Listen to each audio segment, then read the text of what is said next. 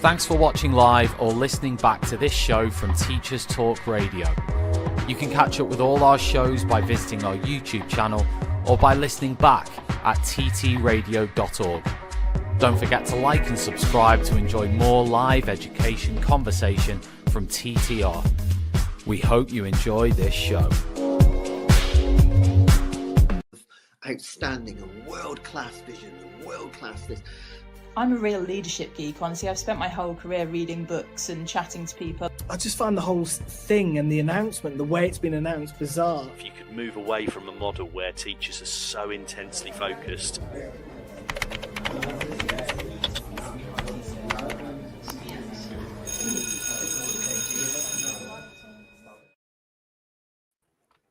Good evening, educators, and welcome to the Twilight Show. My name is Tony, and once again, I have a regular guest with me, giving up their time to come and talk about all things Ofsted, the big O. And I'm expecting I might get a second guest, but I'm not really sure. John Bald was my other guest. I'm not sure if he's been a bit held up, but we'll see if maybe John can come along later. And John, I believe, is also joining me for my next show in a couple of weeks. So we will see John at some point, even if he's going to keep us waiting. But I'm sure it'll be worth it when John does arrive, a very knowledgeable gentleman. But I've got another fantastic gentleman with me tonight. I've got Yannick with me. How's it going, Yannick? How's your first few weeks been back after summer?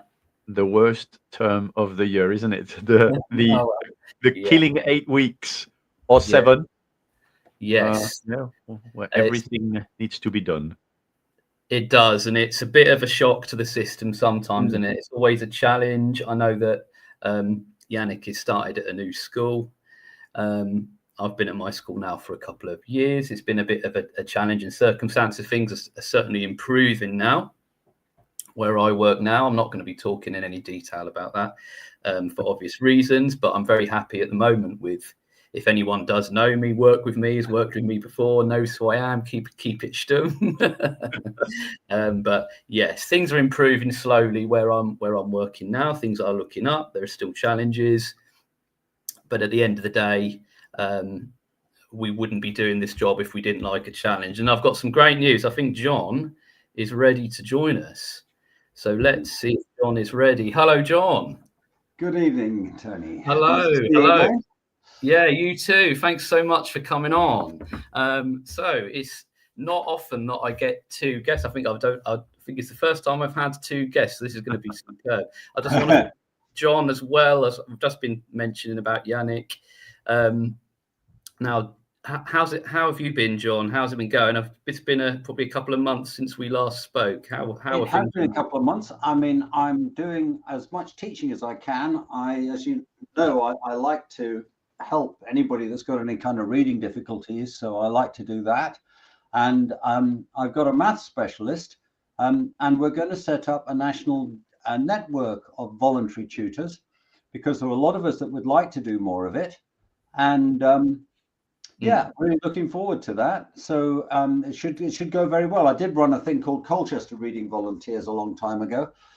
We got a grant from Children in Need, and our sort of USP really was that they got children their own books that they chose, rather than with guidance, rather than somebody else's choice for them. So yes, looking forward to that.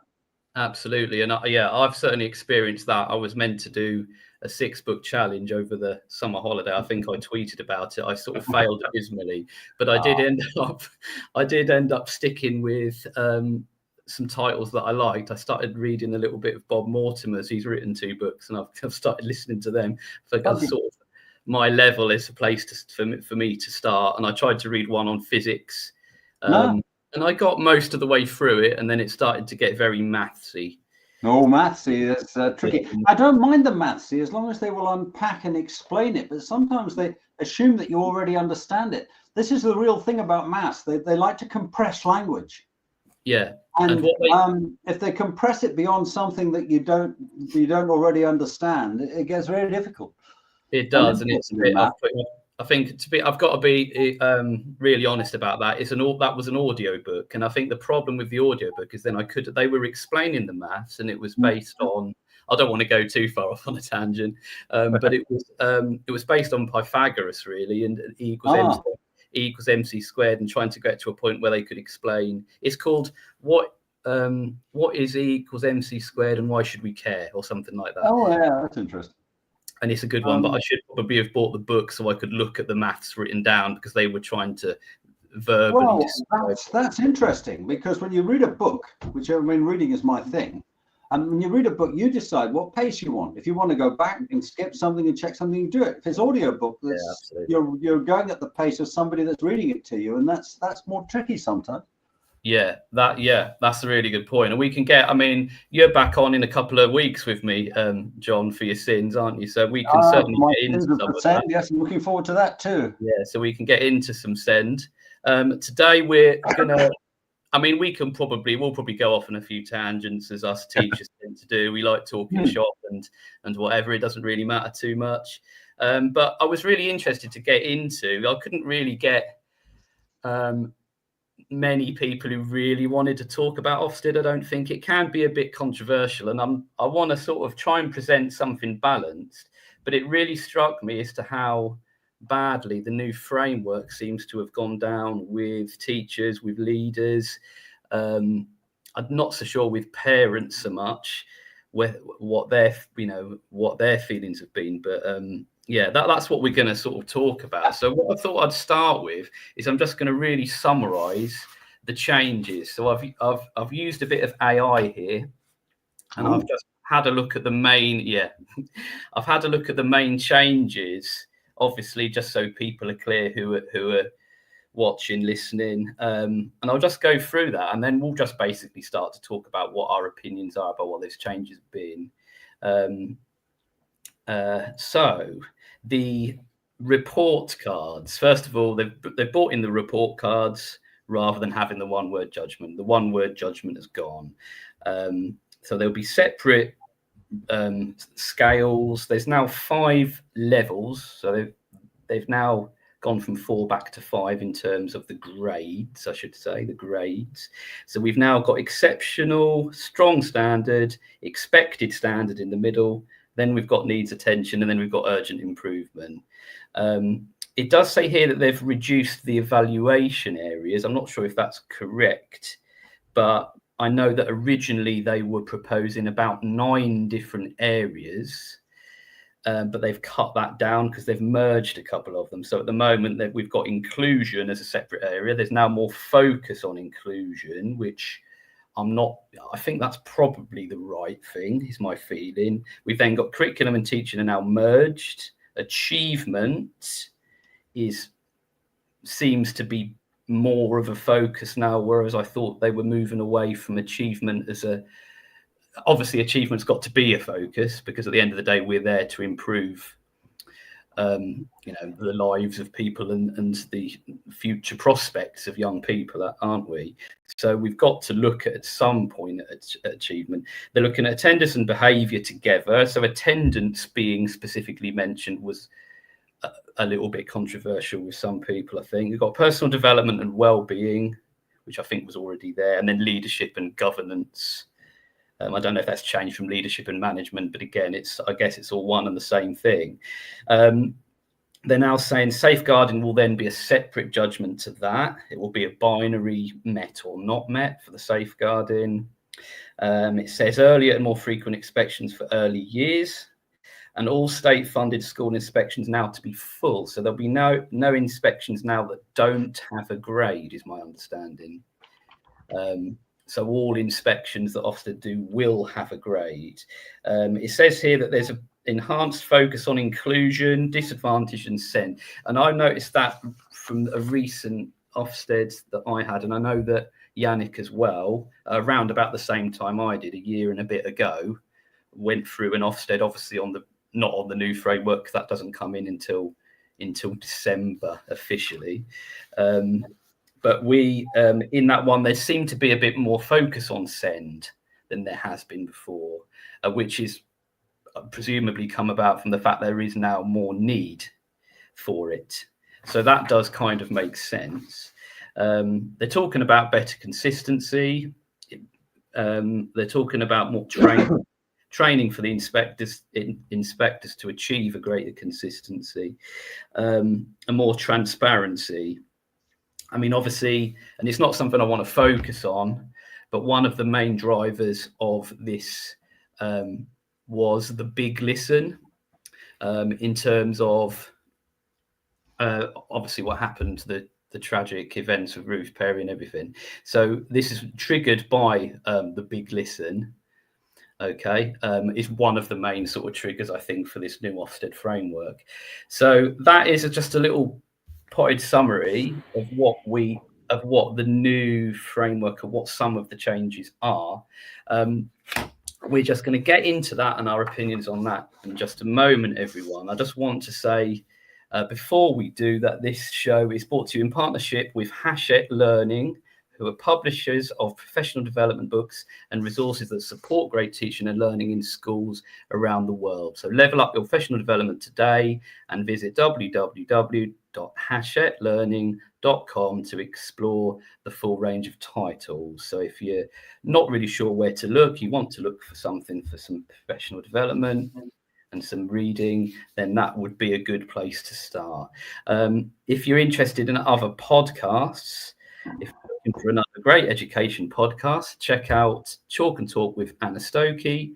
Anna is a passionate advocate for evidence-based math education for students of all ages.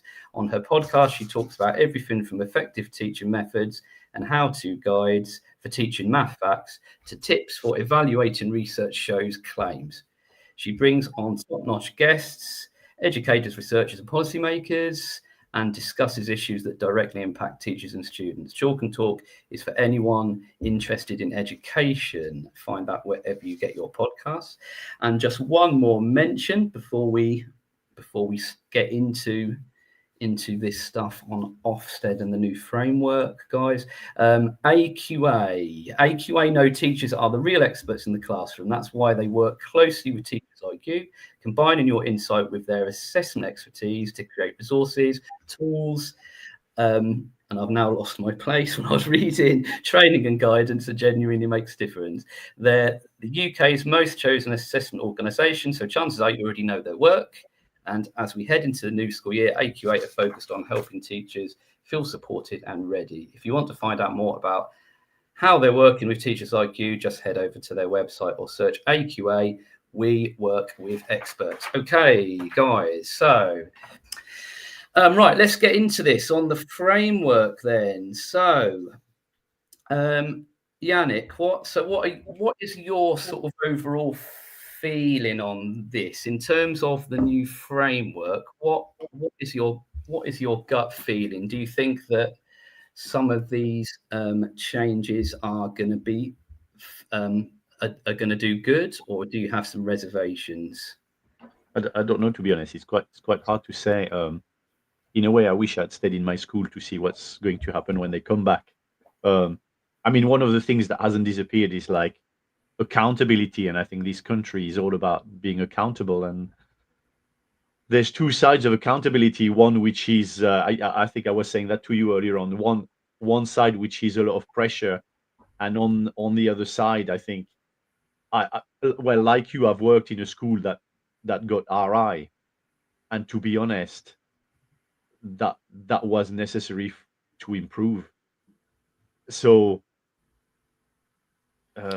yeah, I'm not sure about the new framework itself. I'm not sure about that. The cards.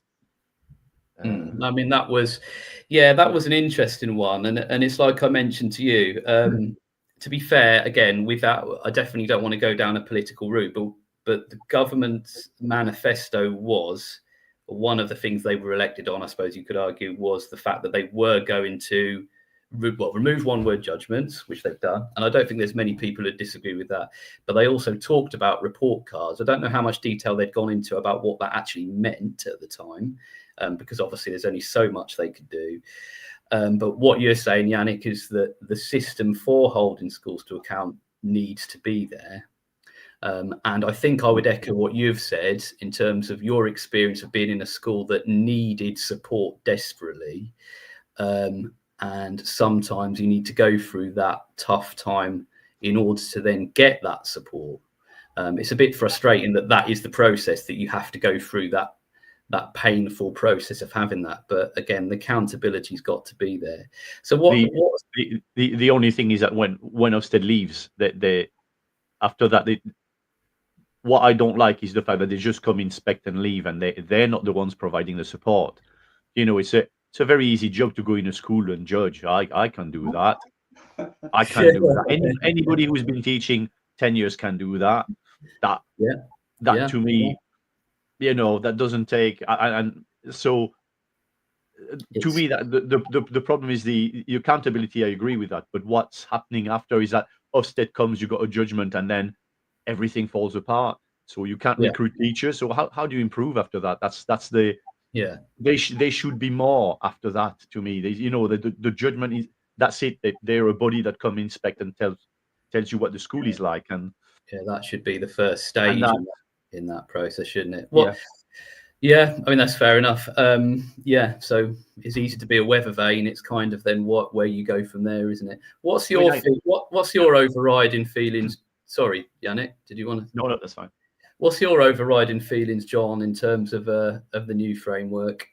Well, it's been very controversial, as you said, and a lot of people don't like it at all. And in fact, I can't find anybody that's not on Ofsted's payroll that does like it. And the first thing I'd say is that if we were going to design an inspection system, we wouldn't start from here, because it hit rock bottom under the previous inspection system, under Amanda Spielman, despite her good intentions, and she made quite a good start.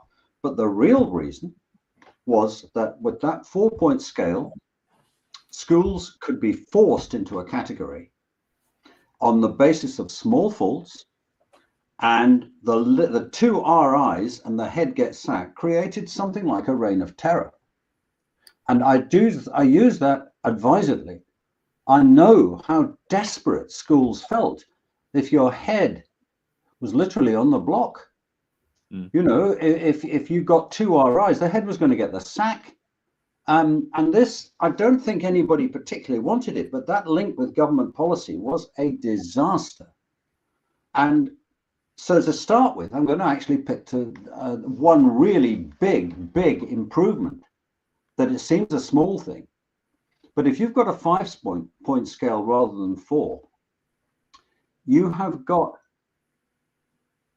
requires attention, fine, because most of us can think of something we can improve, but you're not getting the school forced into the guillotine situation, and it was on the basis of small faults. And the second thing, and I think that's a big change, and I also like the exceptional grade at the top. So we've got the stuff that we can all learn from, and a bit more fairness if schools are in trouble, so that they're not going to get the chop straight away. I think that was a dreadful thing to happen. That's the start. But then something else. I carried out about 175 inspections for Ofsted back in the day before new Ofsted. I did one new Ofsted, and an HMI, newly promoted HMI, said, and I quote to a school's senior leadership team, "We haven't got time to observe teaching, we've got to go on what you tell us." Now, I was disgusted with that, because we are there to try and make sure that the children get what they're entitled to and that the teacher gets a fair deal. So we had specialist inspectors, and again, before these changes, a teacher had some confidence that the person inspecting them knew the work. At the moment, they don't. I was working with a special school last year who were being inspected by someone who'd never set foot in one before. Now, this is just not good enough. And teachers are entitled to have inspectors that know what they do. And Ofsted have done that. But the third thing, let's put it this way, appeals have always been difficult. And since 2005, they were set up to be rejected out of hand, because there was very little contact between inspectors and people, a professional dialogue that anyone could possibly complain about. Now, I know a school, a good school. Again, I've been working with them recently, and I visited, and I was really impressed with a lot of their work. I was really impressed with leadership. The school was on the up. It had a hugely expanding role, and their exam results were very good. And the report that they got was as if someone had looked to find some sort of fault somewhere, and then were writing the report to justify their fault finding. Now, that needs to stop, but Ofsted did something very good. The school appealed. And instead of the appeal being just put in the bin, which is what used to happen, the report was very substantially revised.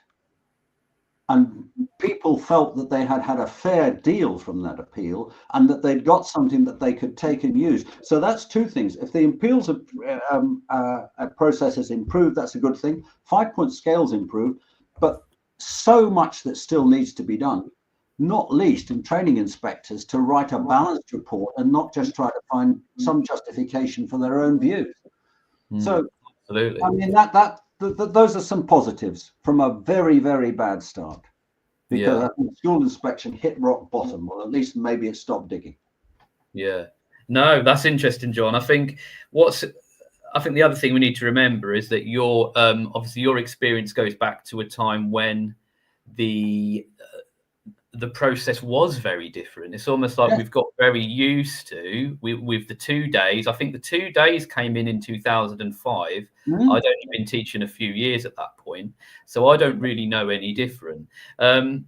So yeah, that's really interesting. The other thing that I think I don't know enough sort of about this, but I think I'd read somewhere that they have made the process so if there is a complaint, first of all, there's a body separate to Ofsted, so Ofsted aren't marking their own homework if there's a particular issue, and I think it should be escalated as well, because obviously so that there should be some oversight at a higher level if there is a complaint or appeal or whatever.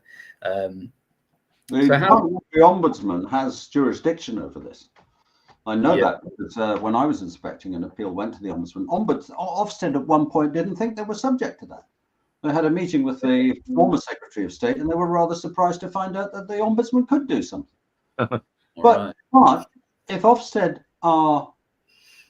that appeal really surprised and pleased me, because that school ended up with a fair deal. Now, the problem was it took about 8 weeks for it to happen. And inspectors need to learn to write a proper report. And it's a real weakness in them. So that's the key. Do you think, and I'll come to you, Yannick, with this one, do you think 2 days is enough? I mean, the thing that struck me was originally they were going to inspect 9 different areas, which they then reduced to, I think, 7, depending if you've got a sixth form or early years, it could be more. Do you think 2 days is it? What's your opinion on that, Yannick? They come in for 2 days. Probably they're only actually watching lessons for parts of those 2 days. And what John has just said is it's very unlikely that you're going to get somebody watching a lesson who is an expert in that area. What do you think about that, Yannick? Is that something that would concern you if you're being observed teaching French and the team never taught a modern foreign language? Yeah, I mean, you remember when we had 3 weeks notice and they came for a week? That was just hell. Oh, that's interesting. Well, because you all you did for like 6 weeks, or can't remember, it was 6 weeks. You just endless preparation for nothing. Well, for nothing. It's just a lot of amount of stress. So I mean, in a way, I did prefer the format. Like you get the phone call, they come 2 days. Now, I mean, I've talked to quite a few people in our meetings, like heads of department meetings, who had quite a positive experience of talking to an Ofsted inspector, because they were really genuinely questioning what you do, and then giving people really the opportunity to explain what they do. So we didn't feel like a judgment for them. After that, the judgment is for the school as a whole. yeah, I mean, and that's the way it should be conducted in a way. Yeah, is you give people the chance to explain what they're doing, and after that, you always have to make a judgment. I'm not sure how that. I mean, I've no experience in that, so I don't know how that works. In the same way, it's like when you observe a lesson, it's the same when you go and observe a lesson and you have to make a judgment, and we're trying to avoid making a judgment now, but it's very difficult.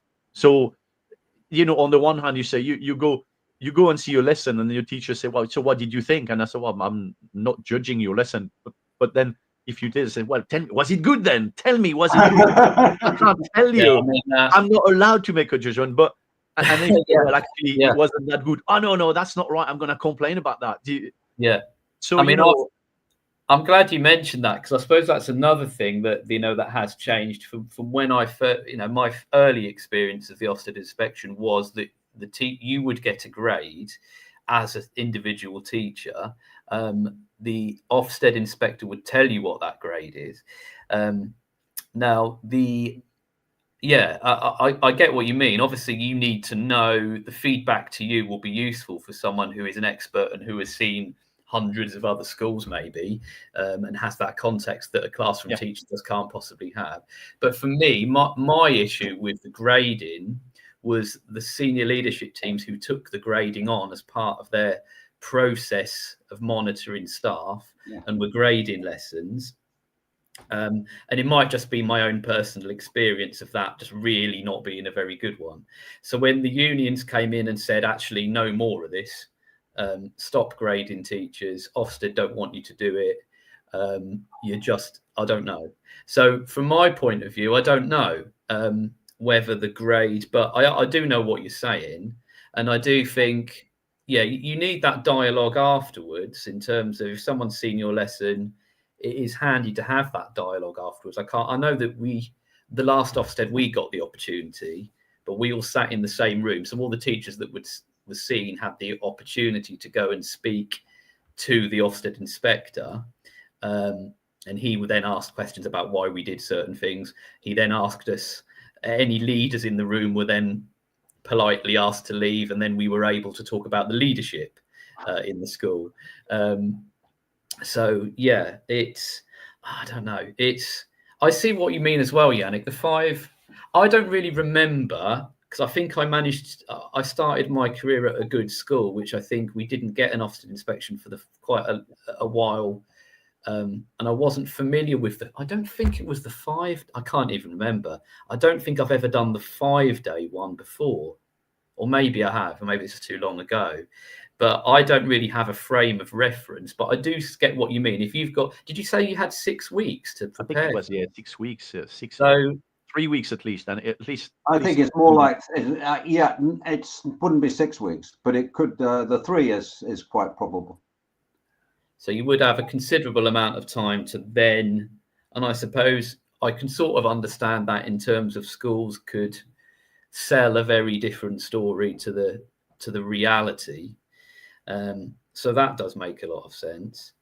So in terms of changes then, the other thing that I had heard is a greater focus on context.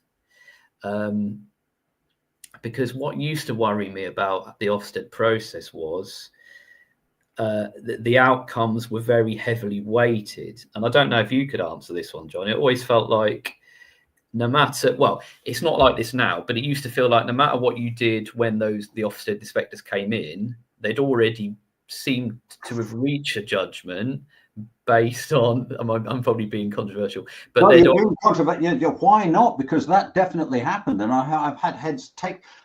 It infuriated me when people did that. Absolutely infuriated me. When we used to have a pre-inspection visit. Show me what. And I would say to the staff that basically at the end of this, I've got to be able to look you in the eye, and I've got to be able to look myself in the mirror. And I would talk. We had a meeting with parents, and I would say to the parents that we've all got a lot invested in this school, but you have got the most important investment because you've got your children's future invested in it. And we've got to try to make sure, to try and work cooperatively to make sure that that we're doing the best we can together. And inspectors should be colleagues. That's the first thing. But I know that very often they're not. I was actually once followed into a school by a journalist for the TES. It's on there. And it's very interesting that they quite like my approach. The teachers like my approach. You know, I'd laugh at jokes that weren't particularly funny. I'd take an interest. But what I wasn't able to do was to ensure consistency across the team. It was a big team. I had about 15 inspectors in that school, 15, 16. And all it takes is for somebody to upset somebody else, and that gets around. But also, actually, people didn't play fair. And I'll tell you, this is one we got caught on. Behavior around the school in breaks didn't seem bad at all. But the head, and none of us picked it up, had put the whole staff on permanent duty on all breaks. And I thought, all right, once bitten, and okay, but at the very end of that inspection, we had a teacher, a member of our team, from an ethnic minority background, and one of the pupils, and this was at the very end, yelled a racist insult at him and ran away. Wow. Yeah. Now, normally they would have got, you know, at that particular point, it was very difficult to investigate that properly. Obviously, the team were very upset, and we told the head. But if he had the whole staff on permanent duty all the way through, that cut down the risk of that happening during the inspection. So I was very, you know, we were upset about that. But schools don't always play fair with inspectors either, is the only point that I'm making. And inspectors ought to be playing fair with schools. Yeah. Yeah, no, absolutely. And it should be the process. And I think it probably goes back to something you mentioned earlier, John, about the head being on the block. I mean, is that something that we think has got worse? Do we think that these days, when there's an inspection, the head teacher is in a much more precarious position? Well, can I come in on that quite quickly, and then I'll let Yannick give his person, because people may know that I was the person who organised the memorial fund for the head teacher at Caversham, and I organised that memorial fund. We raised £50,000 because the school leader, whose idea it wasn't my idea, was afraid she'd be victimised if she did it. Now, nobody victimised me particularly. You know, I haven't got a boss anymore. You get a job, you get a boss. We've all been there. And so that really was the tip of the iceberg of what I've been calling this reign of terror, because people could get the sack. Yeah. And no opportunity to improve. That was unfair. Now, I think that this framework makes that less likely. I think they have understood that must not happen anymore. They are not going for automatic academization anymore. So people are not feeling threatened to the same extent. And I applaud that. Yeah. While you know, I am very, very critical of a lot of this. There's a lot of vague references to research. They're still not spending enough time actually on teaching. They're still actually, Ofsted has become a bit of an agent for government policy. And that's not what it was supposed to be. It was supposed to be independent, and they've lost some of that. But I think that this extreme stress, and when we're talking about, you know, people's lives being at risk because of the stress, I think that has been attenuated considerably. And I think that's a very good thing. I think people, and if Ofsted is prepared to reconsider, that is going to be a good thing, because the last thing we want is another memorial fund, isn't it? Oh, 100%, John. Yeah, well said. Absolutely. Absolutely. I mean, like you said, it's taken them some time. I mean, one of the things I did have a little flick through Christine Gilbert's report. One of the things that was mentioned on that was the reluctance of Ofsted to sort of take responsibility in the early stages of that. So I'm so glad that the lessons seem to have been learned. It's probably taken a bit longer than it should. But the reign of terror thing, I mean, again, I know of head teachers who, well, their job has come to an end as a result of an inspection process. And obviously, like Yannick sort of mentioned earlier on, we need that accountability. We can't sort of play down just how important it is. But there is a balance, isn't there? So what's your feeling on that, Yannick? Do you think through your career, Ofsted has become more, has contributed to this sort of toxic head on the block sort of environment in terms of head teachers and their roles? Yeah, I mean, I think I mean, John, you said something. Yeah, I think at the start there's always some good intentions. I do think that, but somewhere along the way it gets lost. I mean, you were talking about the consistency, John, but how is it ever possible to guarantee the consistency?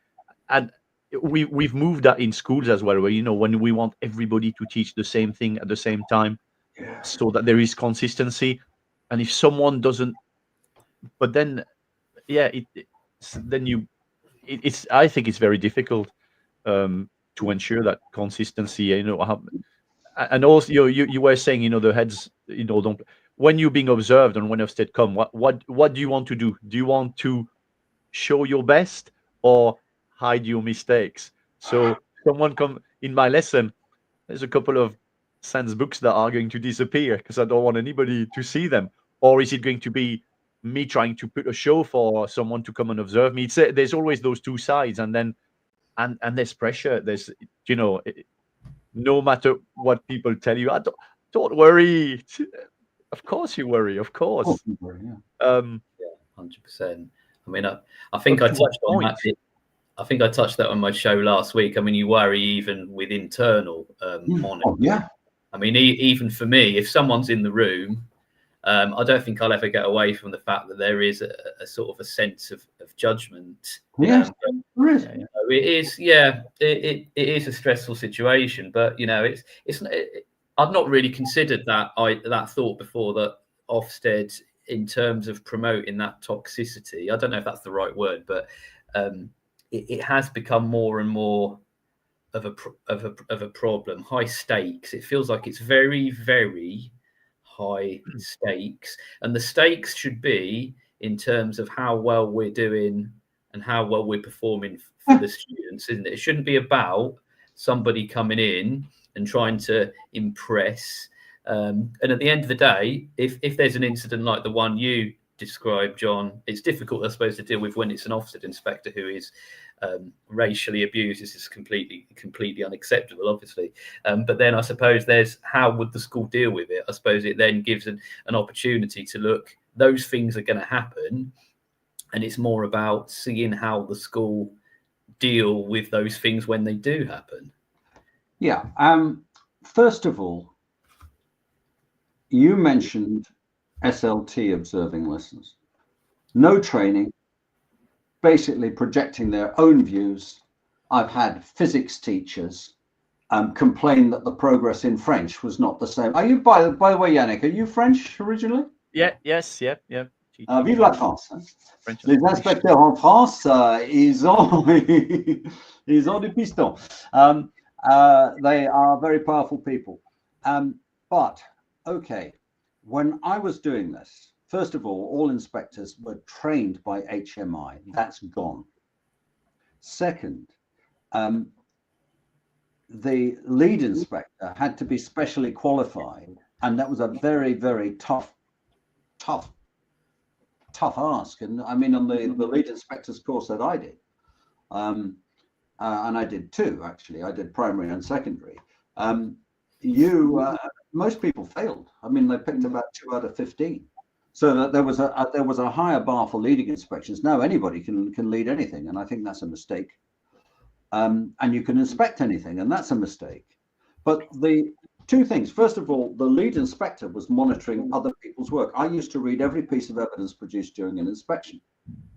Then HMI, and Mike Tomlinson was a great man, one of the three great chief inspectors that we've had. The others were Matthew Arnold and a woman called Sheila Brown. Mike would ensure that all inspectors were individual subject inspectors were inspected by HMI. So their work would be sampled, and HMI would typically do this. They would, if there were grades at the bottom of a page, they would cover the grades, read the text and the evidence that they'd written, and then check if the grades matched the evidence. It was a good thing to do. I would sometimes have an HMI sitting on my shoulder for a whole day. So there was monitoring, and if a school complained, all the evidence would come in, and we checked by HMI. So there was a system of checks which has gone, frankly, and a system of regional managers who remind me of Cromwell's major generals, actually, in some ways, because let's not forget that it was the regional office that insisted that Caversham failed. So it's and a local authority inspection could be just as bad. If you fell out with a local authority inspector, you could wave bye-bye to promotion. Now, Ofsted weren't like that. So it's not as if, Ofsted are the big bad wolf. The big bad wolf is unfairness in any form, and it can happen in local authorities. It can happen in SLTs. If you get somebody with a bee in their bonnet and, as you say, wants to teach everything in the same way. So they try and teach French the same way they teach science. Teachers have rights, and they've got a right to expect anybody that's going to come and judge their work to know about it. Yeah. And at the moment, they sometimes don't. And if somebody told me how, for example, to teach somebody to read, and they didn't know how to do it themselves, but they got it out of a book, and they couldn't actually look at what was in front of them and see the progress of children, I'd probably do something that I might regret. It might have been worth it. I can't imagine you'd do that, John. Whoa. But maybe you would. You're talking about retiring, John. That's something you might regret, retiring. Oh, that, yeah. I might regret doing 6 months of chilling somebody. I'll be retired before you, John. Maybe you've got less to lose, John. I don't know. Yeah. But yeah, what you're saying is, I sometimes think that as well. You mentioned even SLT coming around. I mean, as a lead practitioner myself, I might be going into lessons, but what our head teacher is doing is she's doing learning walks with us. Yeah. So there is standardization. And I suppose that's another thing that's changed while I'm thinking about it. Yeah. Is Ofsted used to be one person in a room watching a lesson. Now it's always two people, because the senior leader alongside the inspector, which I think does make a bit more sense. It's possibly a bit more stressful for the staff having two people in the room rather than one. But then you've got that accountability that way, I suppose. In terms of the Ofsted inspector can't say, "Oh, I saw this," and then you can say, "Well, actually, no, you didn't, because I was there and that didn't happen." And I suppose the other thing, just sort of coming from this as well, it says inspections. I would say more training for inspectors and quality assurance and moderation to increase consistency. So obviously they've looked at how to increase consistency. I suppose the concern is if you've got a card, a scorecard, or what they call it, a report card, then you're building in a system that really does need consistency. When I envisaged report cards when it was first mentioned, and I agree with you, John, it shouldn't be political. It shouldn't. MPs shouldn't have any say in what we're doing in education. Education should stand completely separate from politics. It never will. But it never will. We know that it never will.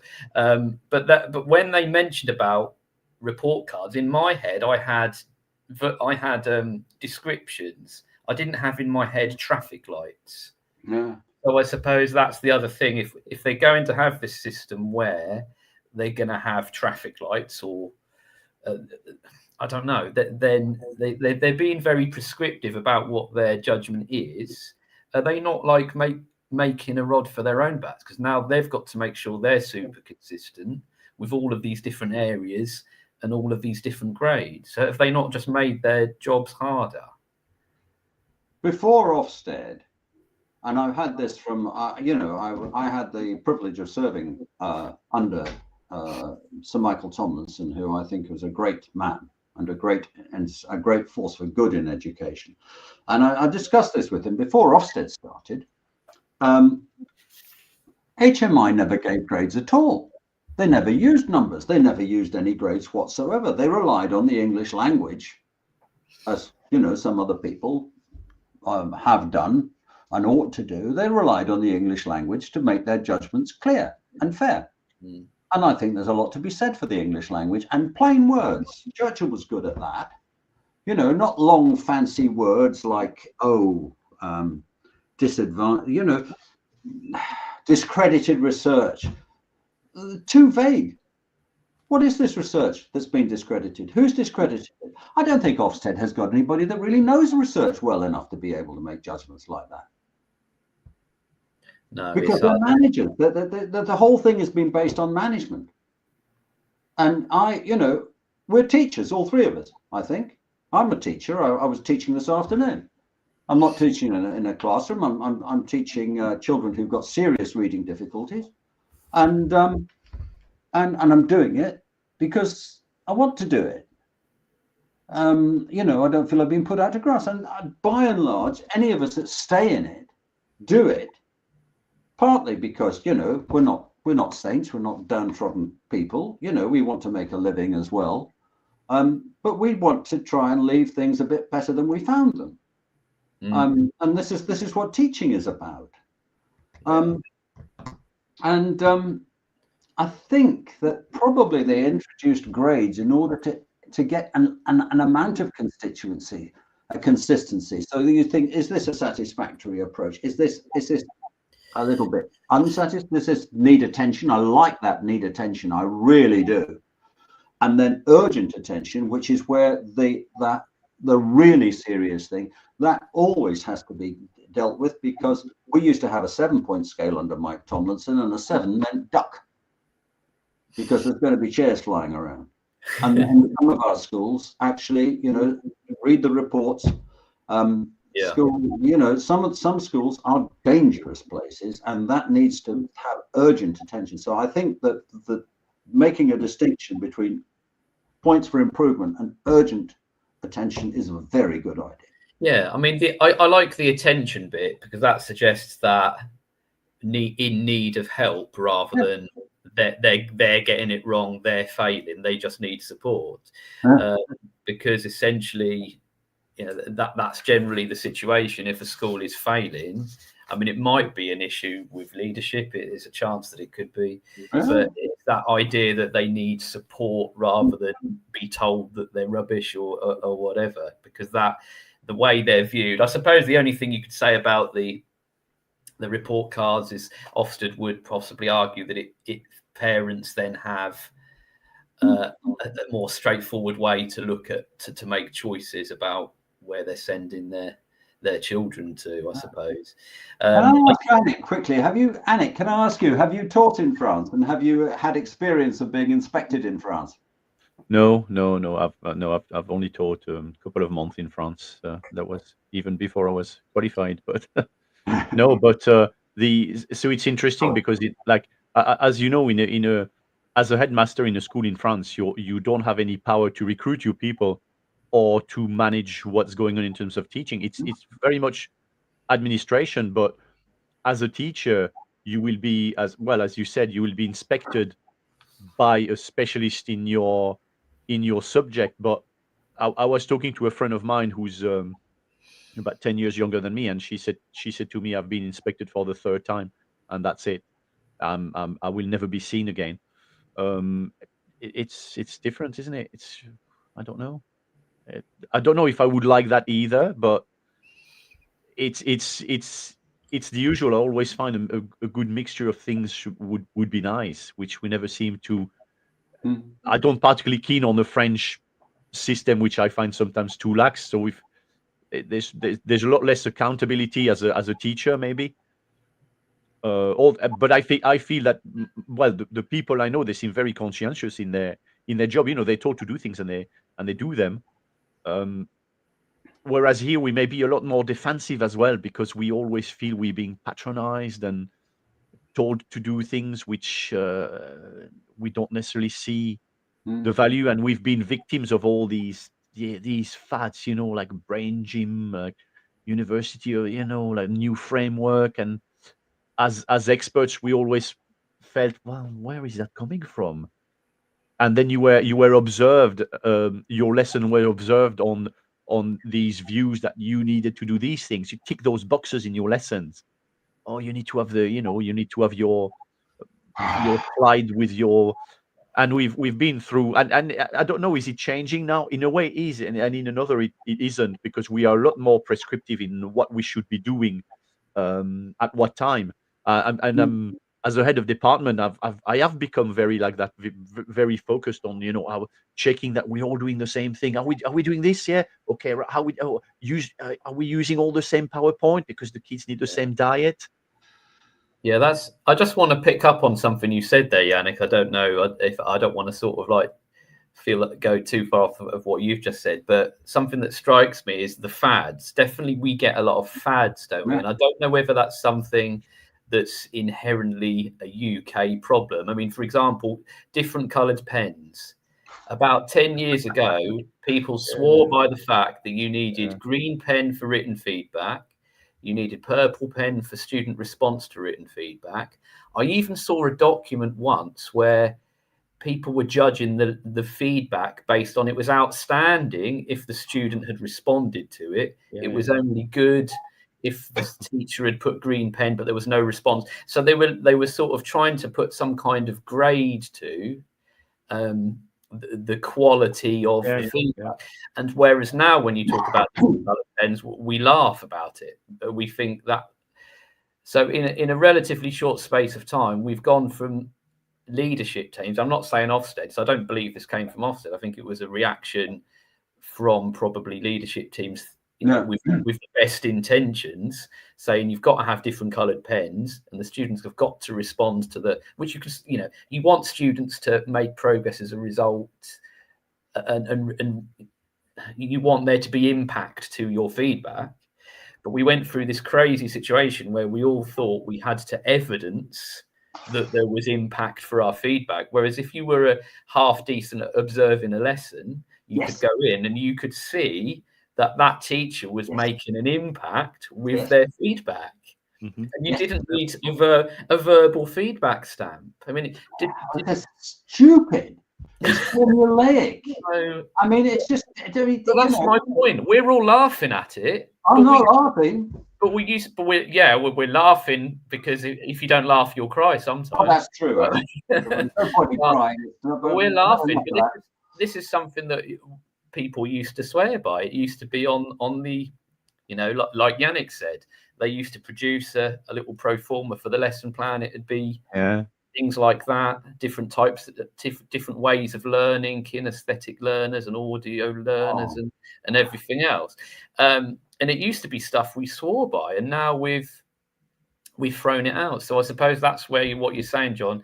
Evidence has got to be sort of evidence driven, hasn't it? If something isn't evidence driven, we can't really justify pushing it, can we? Well, everybody doesn't need the same diet, do they? Because everybody doesn't start with the same point of understanding.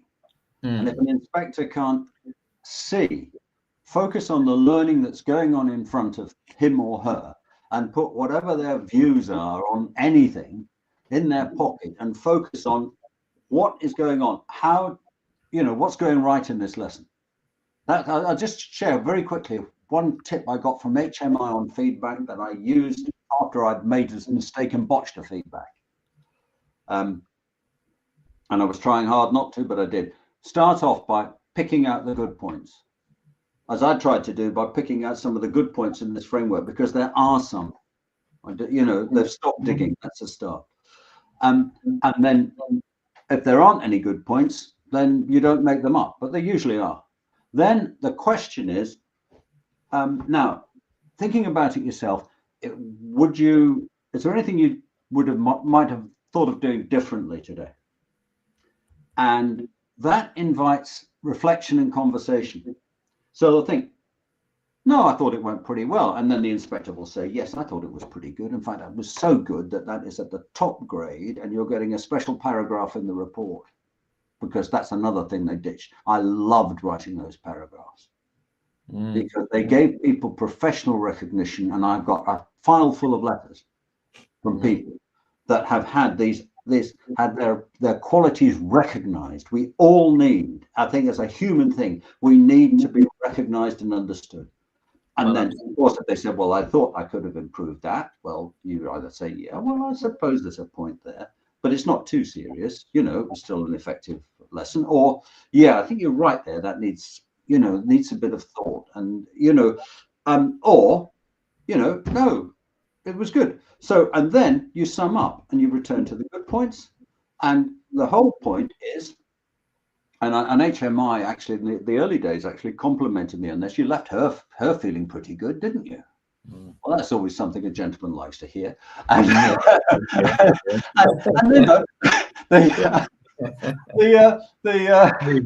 smoothie. You like to leave people with a smile on their face. Well, yeah. I think I mentioned this as well. I don't know if you two saw. I was talking to myself 2 weeks ago. I did a show on my own.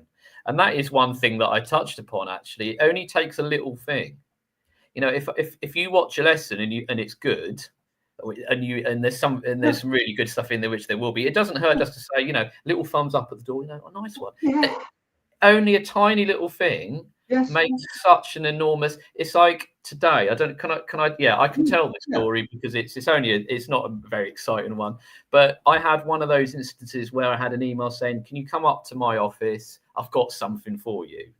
And I was like, "Oh, what is this something? Is it a formal written warning?" Yeah. And I literally, my mind was playing tricks, and I'd had a horrible lesson. I had a really not a particularly good lesson, and that was just before lunch. So I thought I'm going to have to go up and see what it is, or I'm not going to stop thinking about it. So I went over and I saw the head teacher, and her and her PA looked a little bit sheepish, and I was like, oh no, what is it?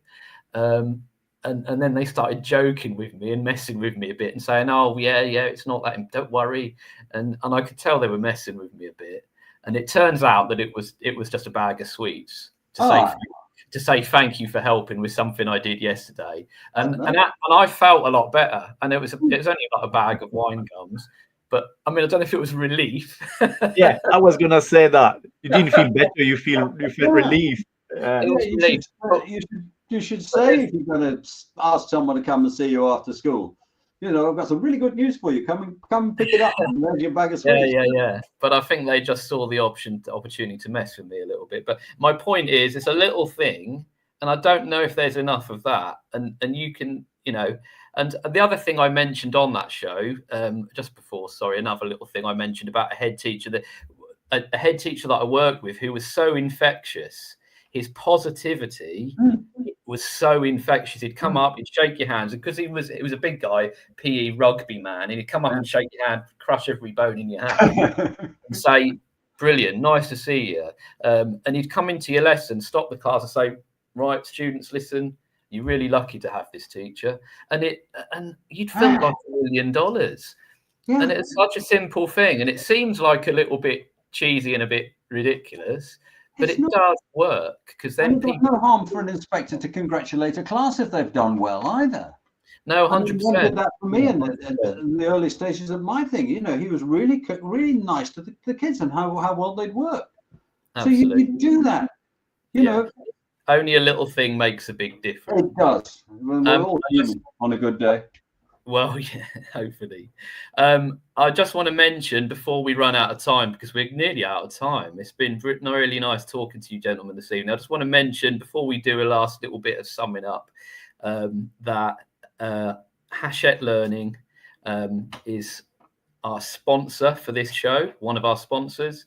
If people are interested, if you can be trusted to do some reading, unlike myself, and you'd like to read some professional development books, then go on over to Hachette Learning, and it's pronounced Hachette, but it's spelled like it's Hatchet. So it might just be my poor pronunciation, because I've been corrected on that. So www.hatchetlearning.com. So it's HACHETTE. That's Hachette Learning. And finally, just to mention AQA. So AQA know that teachers are the real experts in the classroom, which is why they work closely with teachers, combining insight with their assessment expertise to create resources, tools, training and guidance.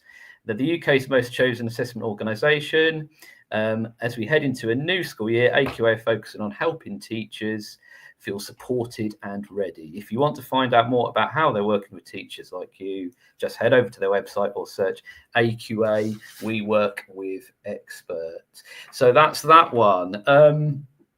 So I did have a little look on, again, online using AI. We can go a little bit over the hour, I think. So I just wanted to mention that I've looked at some opinions and thoughts and views, and just some of the things people were saying. Teacher Tap have been doing some surveys. It says here, in surveys, only a small fraction of teachers report feeling positive about the new framework. For example, in one Teacher Tap survey, around 5% were positive, with only 1% very positive. There's a perception of minimal change, rebranding, cosmetic, rearranging the deck chairs, and so on, was one of the comments I think that's come out of that. Some see little difference in terms of fairness, clarity or accuracy. There's some talking about the issue with more workload. The NAHT has said the proposals risk the health and well-being of school leaders, which is a bit of a worry, considering that that was one of the main reasons why they'd commissioned, obviously, Christine Gilbert's report, and therefore the new framework. It says teachers feel schools don't have enough time to adapt before the rollout, which starts in November, although I think November is optional for schools who want to take part, but the real thing starts in December, is my understanding. December the 1st. It says vagueness and lack of clarity, fear of retaining the negative elements of the old system. So I suppose the fear that even though they're changing things, it might be cosmetic, and that underlying feeling of fear, culture of fear, may still be there. It says here under focus on SEND and equity, whereas my feeling was SEND and equity was something that they had tried to address. And SEND has been pumped up quite a lot in this framework. But the real thing, and 175 inspections lets you see the effect of some things that may not seem so significant to others. But getting that bottom grade farther away from standard practice, from the normal, urgent action, right? If that's what's needed, that's what's needed. But don't put schools into a low category on the basis of a few small faults.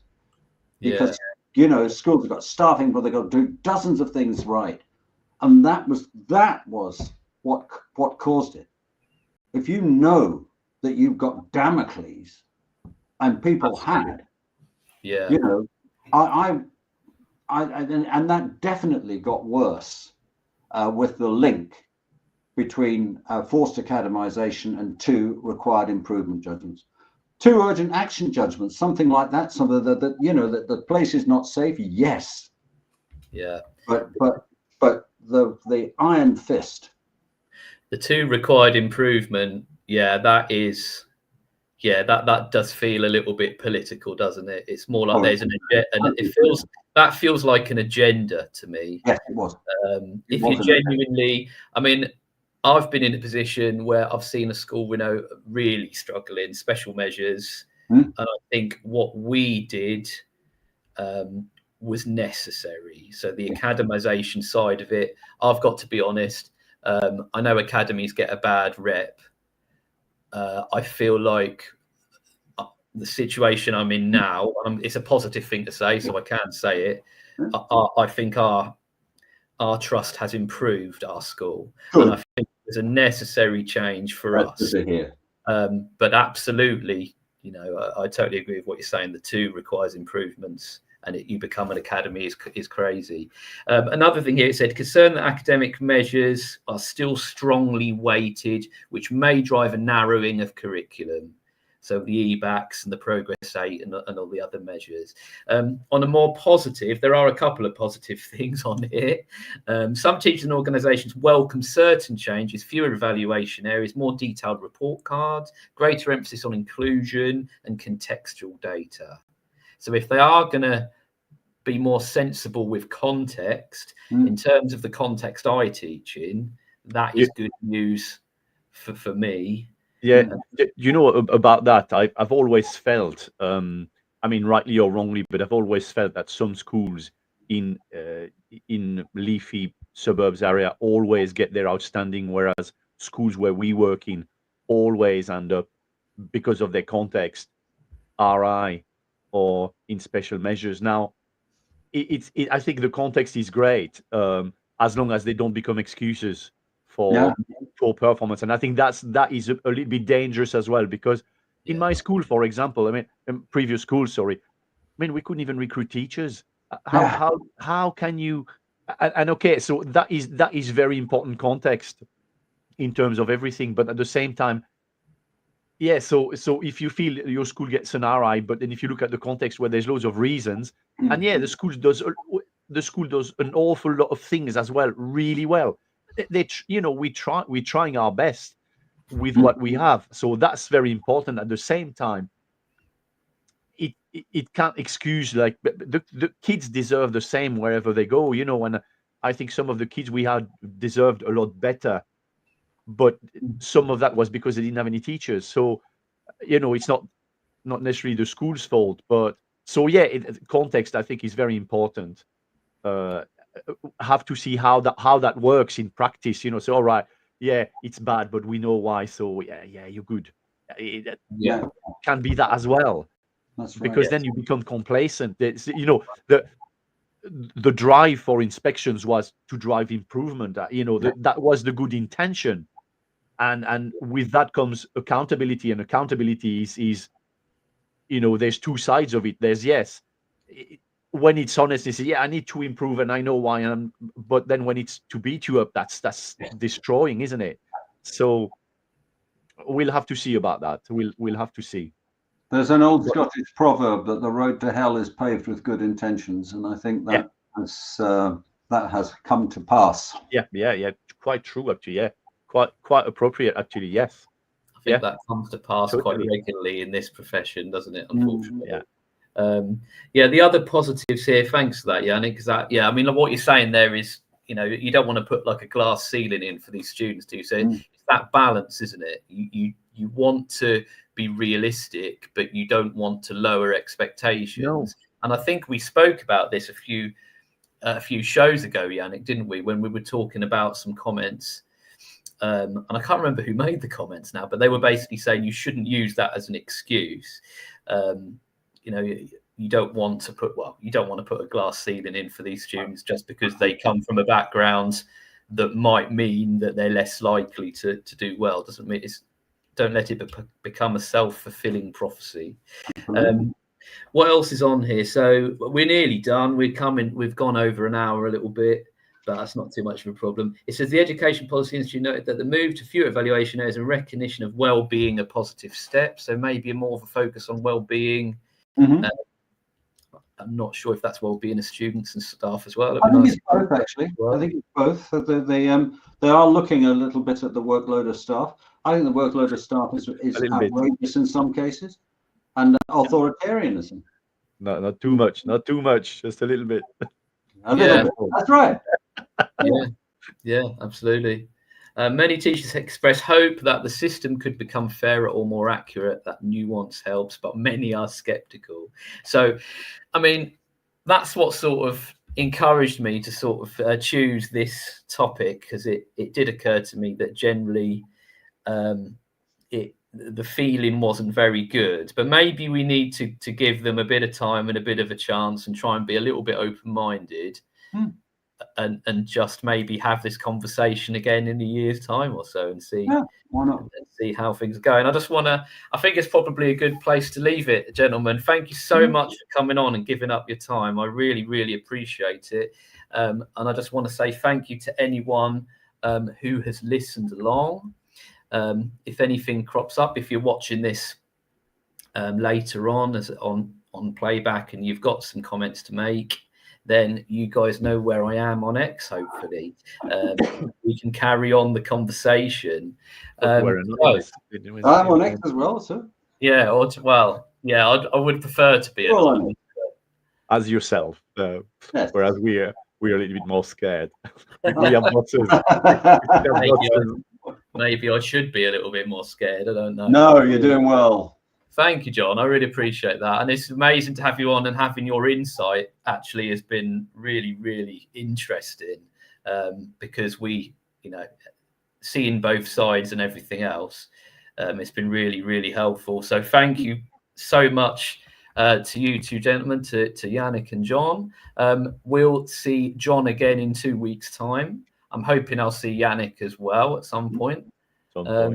And we'll see, and good luck, and hope it's all going well with the new role at the new school and everything. Right, thank you everyone who's listened along, and we'll see you all again soon here on the Twilight Show on Teachers Talk Radio. Right, good evening everybody. Outstanding and world-class vision and world-class this. I'm a real leadership geek, honestly. I've spent my whole career reading books and chatting to people. I just find the whole thing and the announcement, the way it's been announced, bizarre. If you could move away from a model where teachers are so intensely focused.